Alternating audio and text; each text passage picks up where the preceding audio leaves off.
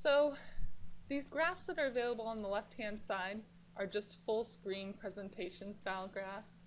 Most of these graphs will be available for you in the main reports. But if I do click on View Reports, now it's going to run the full set of reports. We won't cover all the reports today, but we'll go through some of the main reports. Again, that help is available as well. Like we saw in the data input, it's available for the reports as well. So now that I have the reports generated, we can see I actually have 57 pages, and that's in my entire set of reports. Most people will limit the reports down to just the pages that apply to the client, so it's not going to be too overwhelming for people. So things like a summary, we can get a breakdown of their current situation, what their goals are as far as when they want to retire, what they want to spend in retirement. We can get a quick overview and analysis here. It's telling us that the clients might actually run out of money, like we already saw by looking at that what if. If they're running out of money, the program will come up with some shortage solutions for them, so they could increase their annual savings, they could reduce their retirement spending needs, or they could delay their retirement for about 1 year. So you can see those calculated solutions. Those are solutions you can also plug into that what if and model how they impact the reports. So within this set of reports, you can just click on the different report items on the left-hand side, just like navigating the main left-hand menu. So we can see their net worth, we can see their assets, which are going to include all of the investment type assets as well as anything that you entered under additional assets and debts. So that's going to fall under the other category, as well as the liabilities that you've entered under additional assets and debts to come up with their total net worth. We can take a look at their retirement profile. So this gives us more information relating to their retirement situation, like how many years they have until they retire, what kind of spending level that they have in retirement, other expenses being those special expenses that they need to cover, things like their inflation rates and tax information. Then we can see what resources they have available for retirement, so we know what they need, and now we're going to take a look at what they have. So they have these investment type assets, they have retirement plan type assets, they have pension and Social Security benefits coming in. Here's a retirement summary graph. This matches the graph we saw in the what if report, as well as some additional description below it, and those same shortage solutions in the situation where the client might be running out of money. Here's the Monte Carlo. So you can see the blue line. That represents the fixed results, essentially. That would be matching what we saw in the retirement summary graph. So that's what the results look like with a fixed static rate of return versus the little gray lines we see here, which represent a sample of those 10,000 trials where the program's actually varying the rates of return. So we can see some of those trials run out not too long after retirement. Some actually end up with plenty of money at life expectancy, but we can see the overall trend. A majority of these are actually running out of money before that last life expectancy, and we can see the results down below. Here's the behavior analysis section. So if you have not included the data input for this, these reports will also not be included. But this is a great place to actually read up on the behavior analysis because the reports have a lot more information than what you see in the data input. Goal evaluation, this is where we were talking about the special expenses, and you could set the expense items as having priority levels of essential or primary or secondary. This is going to be used here, so we can see if they covered just their essential expenses, their Monte Carlo success would be 31%, versus if they cover all of them, it drops down to 26%. In this case, none of them are looking too successful, but it does give you some helpful information if they have some expense items that maybe aren't feasible or they might be willing to sacrifice for an overall higher probability of success for a comfortable retirement. So moving on, we have some more graphs. I won't go through everything today. But cash flow graph, we can see their income sources versus expenses and how that changes over time. And then we have a cash flows number schedule that's going to go along with it.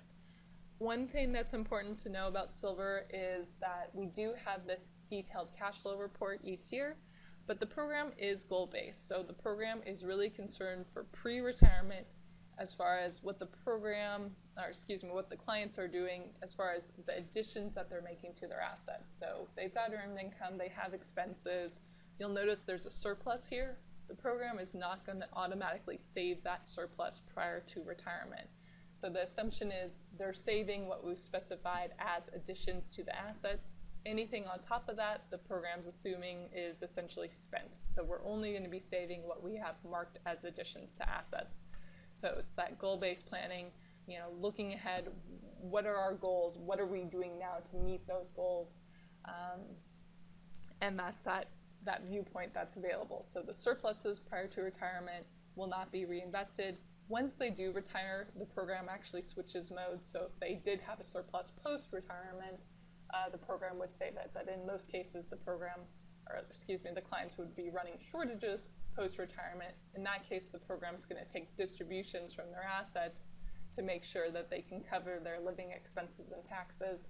So you can see that they start pulling money out of their investment accounts and then out of their retirement plans. And once all their assets get depleted, then we have a true shortage, meaning that they don't have any more assets to pull from. It's those final 3 years that they're actually short and unable to cover their living expenses at that point. Explanation of the cash flow, a graphical view of their total capital assets like we saw on this left-hand side. Here's the retirement capital analysis. This is a great report page, and this is kind of the heart of the retirement reports. You can see what the client's assets are now, $183,000, and you can see how that asset value changes over the years of the projection. This is also a good place to reiterate that pre-retirement treatment of items. So we can see pre-retirement, the program is not tracking what their income and expenses are here like we saw in the cash flow. It's really just growing their assets based on the rates of return we've assigned and those scheduled additions to their assets, with the exception of any special income or expense items, which would also include education costs. Once they do retire, the program switches modes. In this case, we can see individual 1 retires before individual 2. The reduced expenses in this case is going to be the program starts the retirement spending, but individual 2 is still working for 3 more years. So her earned income after taxes is going to come in and get applied to that spending. So it reduces the spending level until they're both retired, and then we could see the full spending level. So from that, once we determine their spending needs, we have the income sources available to them, which include Social Security and pensions. And the shortage that you see here is going to be what they actually need to pull from their assets. So it doesn't mean that they don't have any money. It's just a different view than what we saw in the cash flow. This is the amount that they need to withdraw from their assets. So as they start pulling for those shortages, we can see their retirement capital get depleted and run out within the final 3 years of the projection. So after this, we have more detailed supporting pages that are going to support this retirement capital number, and that's going to be where the program groups the assets based on their account taxation types, so we can see the details of what's going on with their regular taxable savings and investment type assets versus non-qualified tax-deferred accounts, tax-deferred retirement accounts, tax-free accounts including Roths. So you can get more details as you need them. So the next section of the reports are the life insurance sections. So we can look at survivor needs analysis for John. This is going to evaluate any additional insurance required or needed for John if he were to die today. So in this case, if John were to die today, we're looking at Mary being the survivor. She would have total spending in her lifetime, essentially, in today's dollars of almost $1.5 million. By the time we add in things like education expenses and other final expenses, we're up past $1.5 million. And then we're going to look at what she has available to her. So she has her earned income that would still be coming in, as well as Social Security benefits that would be available to her. The difference between what she would need for spending and what she would have coming in for income sources is going to be that shortage that we see here. The program's also going to factor in any current liabilities they have. And then it's going to look at, okay, so this is what we need to cover our expenses essentially after our income sources. What do we have available now? We have $183,000 worth of assets available, as well as current life insurance coverage on John of $300,000. So the difference is going to be suggested additional life insurance coverage. So if they had about another $500,000 on John, that would ensure that Mary would be able to cover her future expenses and pay off her loans, factoring in the income that she'll receive and the current assets available. So we do that insurance projection for both individuals. So this is life insurance needs on Mary. So we have more supporting detail calculations to go behind the summary for each individual. Then we get into disability and long-term care. In the effort of saving some time, we'll skip those for now. Next section we have is estate planning. So we can see current information about their current situation. We can see a current flow chart, which essentially is just showing a marital transfer, so simple wills passing on. And then we see an alternative flow chart, which is going to take advantage of funding a credit shelter trust and moving any life insurance into an ILET.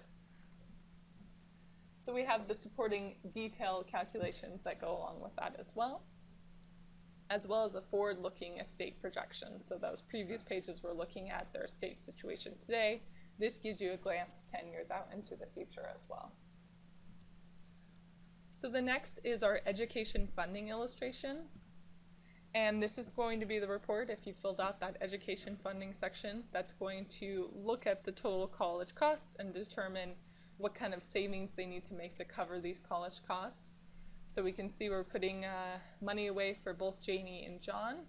And if we were to make deposits, we could put a single lump sum away. If this client had $115,000 that they could throw into a 529, great, college is paid for with that money.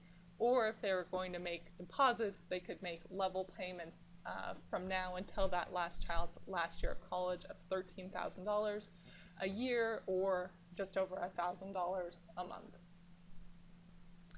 So that can show you how that college fund would grow and be paid out to cover the college costs, as illustrated up above. Next, we have some just general investment planning type reports, and then the last set of reports are the debt freedom reports. So this is going to look at their current debt payments and then a proposed debt payment plan, and it's going to provide information of what they would change their payments to be, and essentially how much they could save in overall interest and time on paying these loans using that proposed plan. And there's some more charts and education type reports to go along with that. So that pretty much covers everything I wanted to talk about today for our introduction to Silver class. So thank you guys very much for attending. And actually, one more quick thing to talk about before we get off the phone here. We have the option to, of course, print the entire set of reports, print a current page, or export. So if you do want to export pages, this will allow you to save things as a PDF file, an Excel file, or an RTF file, which can be edited in Word. So I just wanted to make sure you knew you had those options available to you.